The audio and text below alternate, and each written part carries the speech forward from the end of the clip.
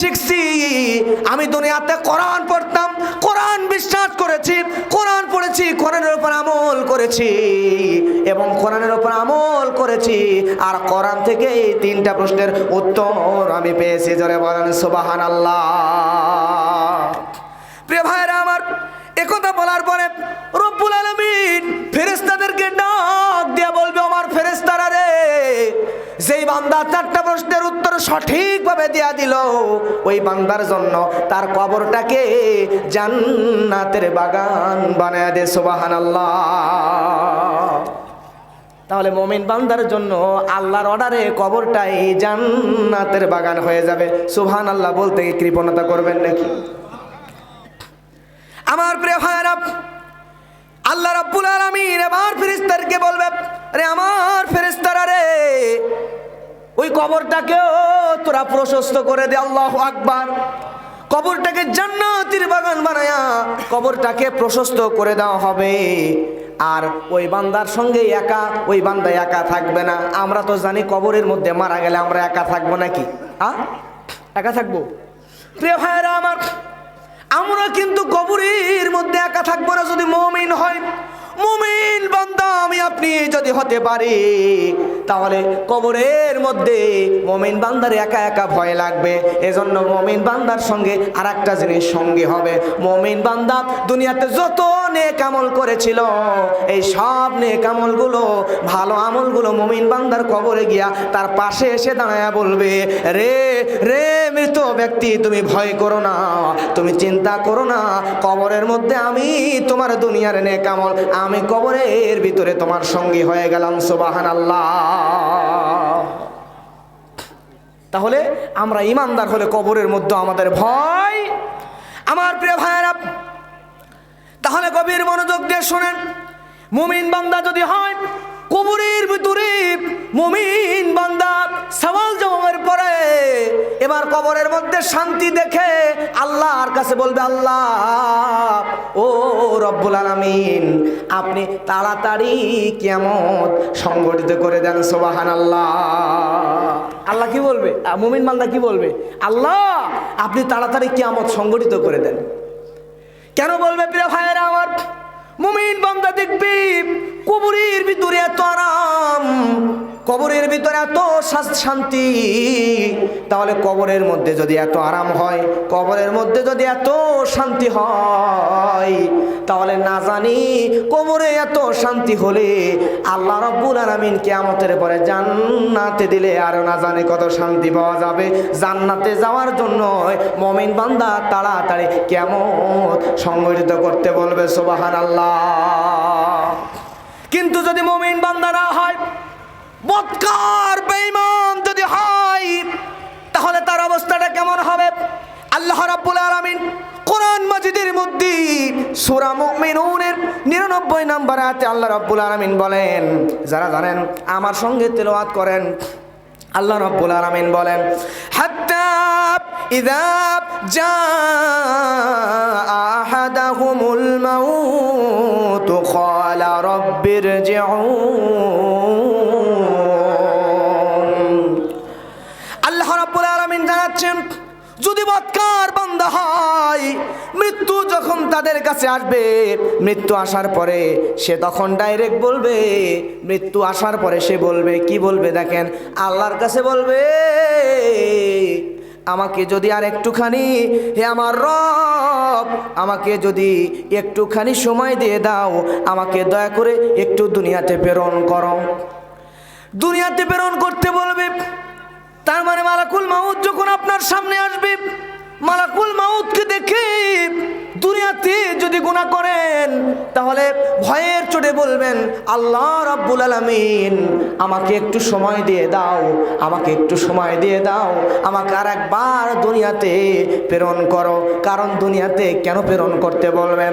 আল্লাহ রাব্বুল আলামিন সূরা মুমিনুনের 100 নম্বর আয়াতের মধ্যে বলছেন, লাআল্লি আমালু সালিহান ফীমা তারাকতু কাল্লা ইন্নাহা কালিমাতুন হুয়া কাইলুহা ওয়া মিন ওয়ারাইহিম বারযাখুন ইলা ইয়াউমি ইউবআসুন।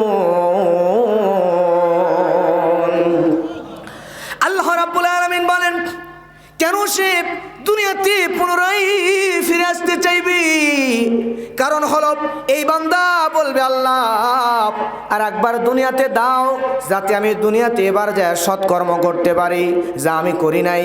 কিন্তু এটি কখনোই হবে কি বলেন? জোরে বলেন নাকি হবে কি?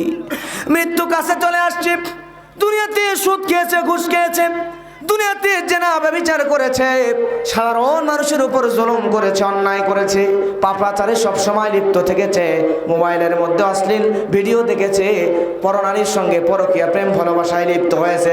দুনিয়ার মধ্যে যত গুনাহ আছে সব গুনাহ করতে করতে সময় শেষ। এবার মৃত্যুর সময় মালাকুল মাউতকে দেখে ভয়ে বলবে আল্লাহ এটা কোরআনে বলছেন, ভয়ের চোটে বলবে আমার আর একবার দুনিয়ায় প্রেরণ করো, এবার গেলে আর কোনো সময় নষ্ট করব না। রব্বুল আলামিন একবার সময় দিয়ে দাও, একবার সময় দিয়ে দিলে আমি আর গুনাহ করব না। রব্বুল আলামিন একবার সময় দিয়া দিলে সারা রাত জেগে নামাজ পড়বো, আর গুনাহ করব না। সারা রাত জেগে নামাজ পড়বো, সারাদিন রোজা থাকবো, কাউকে গালি দিব না, কাউকে কষ্ট দিব না, কারো বিরুদ্ধে মিথ্যা সাক্ষী দিয়ে জেলে ভরবো না, ঠিক কিনা? কখনোই কোনো গুনাহ করব না। আল্লাহ দয়া করে আর একবার দুনিয়াতে দাও। কিন্তু আল্লাহ দিবে নাকি? হবে না, হবে না। কিয়ামত পর্যন্ত বারযাখুন ইলা ইয়াউমি ইউবআসুন, কবর থেকে শুরু করে না কিয়ামত পর্যন্ত আর তার জন্য সময় হবে না। জোরে জোরে বলেন কথা ঠিক কিনা? তার সামনে এমন একটা বারযাখ অর্থাৎ পর্দা আছে, যেই পর্দা কিয়ামত পর্যন্ত, পুনরুত্থান হওয়া পর্যন্ত যেই পর্দা আর কোনোদিন উঠবে। আমার প্রিয় ভাইয়েরা,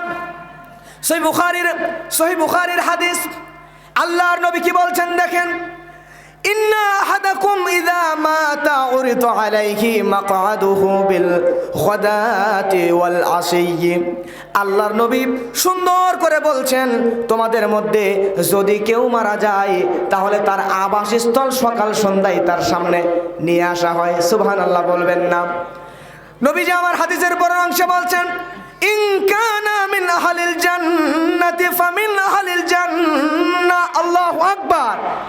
যদি ওই বান্দা জান্নাতি বান্দা হয়, তার আবাসস্থল যদি জান্নাত হয়, তাহলে সকাল সন্ধ্যায় ওই বান্দার সামনে তার জান্নাতটা ফেরেশতারা এনে ধরে। সুবহানাল্লাহ।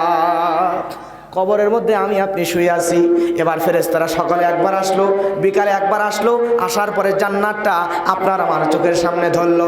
জান্নাতের ভিডিওগ্রাফি, ভিডিও দৃশ্য, ফটোটা যদি আপনার আমার সামনে সকাল সন্ধ্যায় দুই বেলা ধরে, আল্লাহ রাব্বুল আলামিন এই ব্যবস্থা যদি করে দেয়, তাহলে বলেন তো আমাদের জন্য ওই কবরের জীবনটা সুন্দর হবে নাকি খারাপ হবে?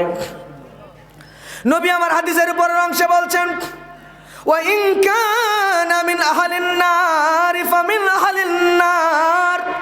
আর যদি কেউ তার আবাসস্থল জাহান্নাম হয়, তাহলে সকালবেলা আর সন্ধ্যাবেলা দুই বেলায় ওই বান্দার সামনে নিয়ে জাহান্নামের দৃশ্যটাই ধরা হবে। জোরে বলেন আল্লাহু আকবার।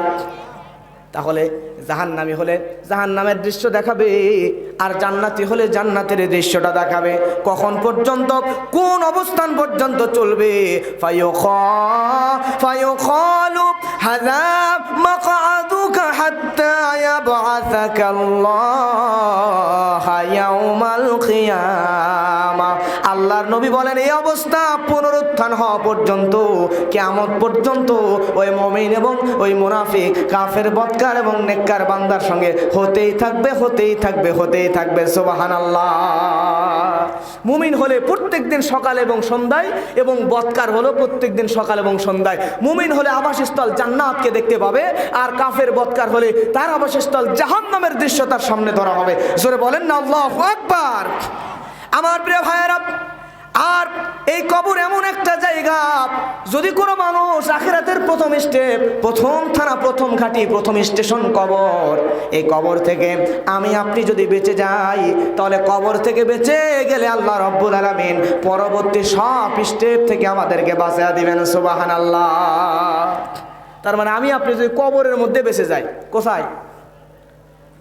আমি কবরস্থানে আছি এখন, মনে তো হচ্ছে কবরস্থানে আছি। একটু জোরে বলেন না, কোথায়?